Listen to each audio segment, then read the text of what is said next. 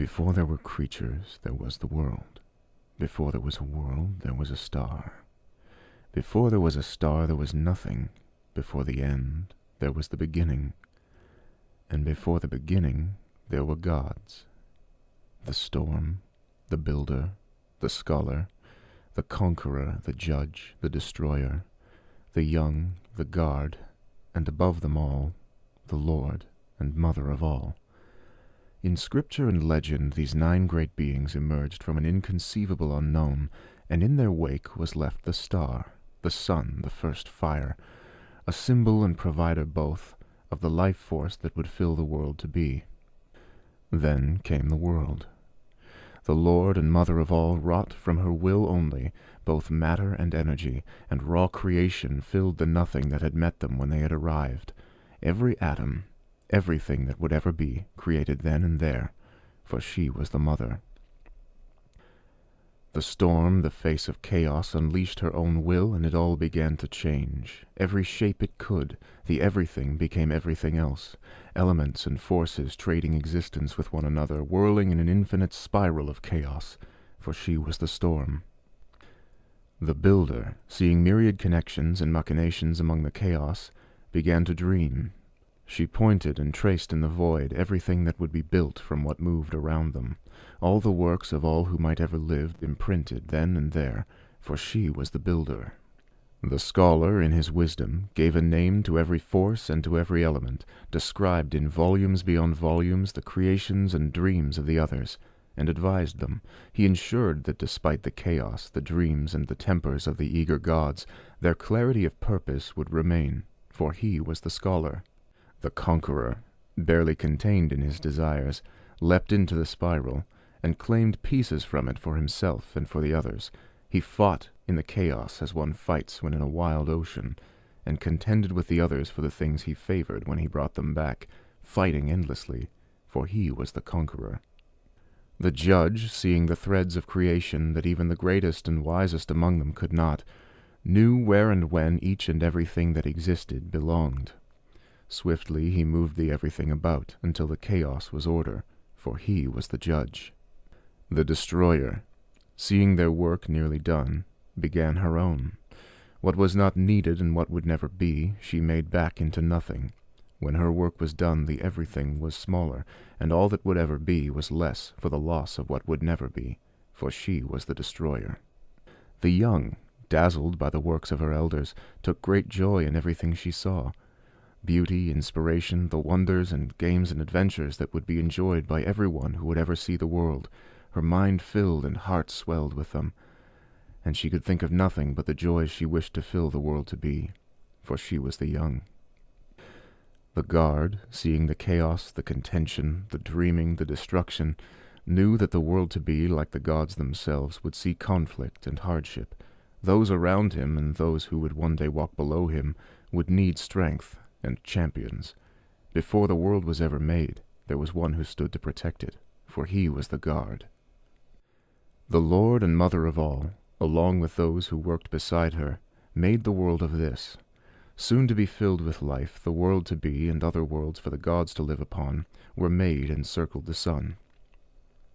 The moons were made, from which they would watch the world to be, and they circled the world. And the stars were made to contain everything else that was, and everything that was not yet. And the void was left to contain the nothing that was once a part of everything. And all of this circled the sun, and the worlds, and the moons. And the Lord opened her arms to the others, and told them to share their great power with her, so that she could rule this creation as she ruled all of them and everything before. And they did, for she was more calm than the storm, more decisive than the builder, more bold than the scholar, more kind than the conqueror, more inspired than the judge, more merciful than the destroyer, more wise than the young, and more cautious than the guard, for she was the Lord. Then upon the world that now was, the gods created the people, and allowed them to walk the earth, to swim the waters, and to climb into the skies. The Lord and Mother breathed life into them, so that they would be filled with energy, will, and desires. The storm made them radical, so they would be catalysts of change. The builder taught them to craft, so the elements would be theirs to mold. The scholar gave them language and curiosity, so that they would truly understand their world. The conqueror taught them to contend and to seize their desires, so they would know victory. The judge gave them law and morality, so that they would live in peace and order. The destroyer made them mortal and vulnerable, so that no person could have everything. The young gave them joy, zeal, and inspiration, so their lives would be colored with happiness. The guard gave them strength, so that they could endure suffering and defend what they valued. And finally, as humankind walked complete upon the earth, the gods devised what would ultimately become of them. The Lord, the Judge, the Destroyer, along with the aid of the others, devised the nature of life and death.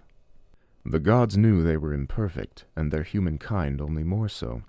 Just as they were flawed and contentious and so very different from one another, humankind was all of this, and yet had only a short time on the earth with which to learn and grow. So they would live and die and live again. Many lives would pass for each and every mortal human. And with each, their flaws would become smaller, their sins would become more venial, and their virtues would flourish. Though their memories would be locked away from them each time they passed into the ether, the light and dark, the cleverness and dullness, the kindness and wrathfulness would all be preserved, so that they might continue to change. Every soul would be judged as they passed. Those who were still incomplete and flawed, they would live again on the earth. Those who had grown, however, who showed will and spirit, who commanded change, who could devise works, who possessed intellect, who were powerful, who were righteous, who could sacrifice, who had found happiness, who had proven their strength. Those of humankind who had done all of this were deemed worthy. The worthy would live forever, their memories made theirs again to reflect upon, their forms unbound and existence immortal, and they would be free to walk beside the gods among the many worlds which circled the one they knew, until the day all that was no more. This, it was finally decided, was life and death. This was how humanity would live and die, and how they would become one with the gods who had brought them upon the earth. The Lord commanded powers like those of all who followed her. She commanded life in her own right, and also death, and chaos and order, and power and strength, and seeing and knowing and inspiration. A portion of her followers' power she possessed, and yet it would be enough to change the lives of humanity with only a thought. And though the plans, the ways they had devised, were right, and she knew they were right, and the others told her they were right, the Lord suffered along with humanity. She watched them endure life and death, living despite great agony, dying despite great joy, and she wished to free them, to take the reins that guided life once again, and with them those that guided death as well. The earth thrived, and despite hardships, conflicts, and the unforeseen, so did the people on it. Though the Lord ached, she did not meddle. But a shadow, a doubt grew unignorable in her mind. She suffered so greatly watching them live and die, and they, she thought, suffered so greatly as well. Will they always? Will they accept this suffering as inevitable and bear it for all of time? Or will they come to resent the imperfections they were made with, and the suffering and death the gods had deemed necessary? With her followers, the Lord devised one final divine act to shape the world. Sharing her power with the others, she allowed them to join her in creating immortals. Genesis, destruction, chaos, life, death, and change. These were the principles that guided mortal life, and so they would be the principles that framed the creation of the three immortals. The Lord, the Judge, and the Scholar created the first, in the image of humankind whom the gods had made and loved, holding true the Judge's law and Scholar's wisdom, and imbued with the Lord's life-giving power, was created the Sage of Life. The Storm, the Young, and the Guard created the second, in the image of the beasts which had sprung up from the world's own powerful life force, and had become sisters of humanity, possessing the Guard's strength and the Young's whimsy, and holding the Storm's powers of chaos, was created the Rover of Change. The Destroyer, the Conqueror, and the Builder created the third. In an artificial form dreamed by the Builder herself, brimming with the power and ferocity of the Conqueror, and prepared to kill and die by the power of the Destroyer, was created the Titan of destruction. These three would live forever, learning everything there was to learn between them, and never forgetting.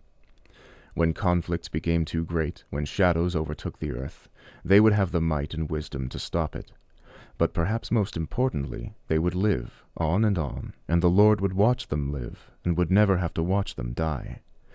Through the sage, the Lord might see her desire to preserve life fulfilled, and through the three immortals the Lord would discover, and know for certain, whether life and death was truly the only way for those upon the earth to become whole and like unto their creators. When it was done, the Lord contemplated. So often she had been tempted to undo life and death. So often it was only the protestations and interventions of her followers that had stopped her. Though she was the Lord, and greater in many ways than each of her followers, or than any of her creations, she was imperfect. Her desires, her hubris, her temptations were a danger to the world and its delicate way. And with the immortals on the earth, these temptations could no longer be justified. And so the Lord descended upon the earth, and searched it. She searched for a place to hide forever what she could not allow to be commanded by anyone, not even herself. Searching the myriad powers within her, she sunk in her hands, and drew out the yellow of life and the gray of death. Then, into the heart of the earth's greatest stone mountain, where it would never be discovered by coincidence, she placed both to rest forever. To the judge who was dutiful and good, she told the resting place of this power, so that he may turn the gods away from it. To the worshippers of the destroyer, who were human yet understood the worth of life and death, she also told its place, so that they may turn humanity away from it. And so her work was done, her power abandoned and hidden, life and death as they should be, and her immortals left to be what they would be. She turned away from the earth, and she rested. She rested as a god rests, for so long and so quietly, that some begin to question if that God still is, or ever was. She rested, knowing that all was well. And somewhere, at some time, during that long rest, humankind learned to move stone.